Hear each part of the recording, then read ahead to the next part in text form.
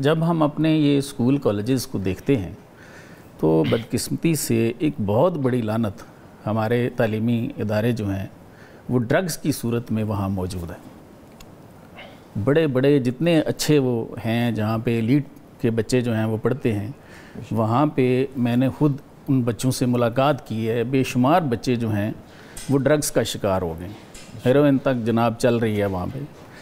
تو یہ کس طرح اس کو ہم نکالیں؟ کیا یہ ٹیچرز جو ہیں وہ اپنا رول ادا نہیں کر رہے، یا جو ان اداروں کے مالکان ہیں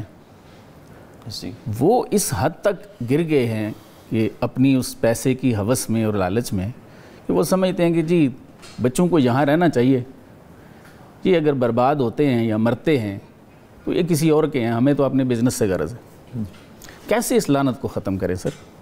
دیکھیے، جو میں نے ایک ذکر کیا کہ یہ جو آپ ڈرگ کی بات کر رہے ہیں، ایڈکشن کی بات کر رہے ہیں، جی سر، یہ ان نفسیاتی مسائل میں سے ایک بڑا مسئلہ ہے بالکل صحیح، جو ہماری نوجوان نسل فیس کر رہی ہے، اور خاص طور پہ آپ نے ان جگہوں کا ذکر کیا جہاں سے تو وہ تربیت یافتہ بن کر انہوں نے نکلنا تھا۔ بالکل صحیح۔ یہ کیوں ہوتا ہے سر اس کے لیے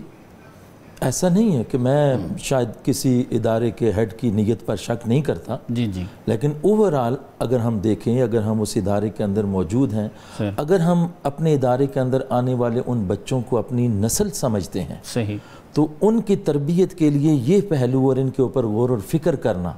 کہ یہ بچہ اس کا شکار کیوں ہو رہا ہے، صحیح، وہ ڈپریشن میں کیوں جا رہا ہے، صحیح، وہ انگزائٹی میں کیوں جا رہا ہے، بالکل صحیح، اس کے ایشوز کیا ہیں، بالکل صحیح، اس کے نفسیاتی مسائل کیا ہیں، اس کو مل بیٹھ کر جو اساتذہ، جو ادارے کے ایڈمنسٹریشن میں لوگ ہیں، وہ سب کے سب اس کے اوپر پراپر کونسلنگ کریں، بیٹھیں اور سیریس تھنکنگ ہو کہ جس کے ذریعے سے ہم نے اس بڑی بیماری سے اپنے بچوں کو نکالنا ہے۔ بالکل ٹھیک۔ اگر آپ صرف اور صرف for the sake of paper جی، اس حد تک اگر ہم نے کرنا ہے تو پھر کبھی بھی یہ مسئلہ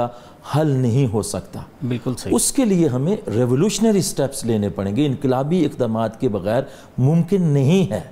اب خبر آپ کی دسترس میں، ہر وقت بر وقت۔ ابھی سنو نیوز کے یوٹیوب چینل کو سبسکرائب کیجئے، بیل آئیکن پر کلک کیجئے اور باخبر رہیے ملکی اور بین الاقوامی حالات سے یقین کے ساتھ۔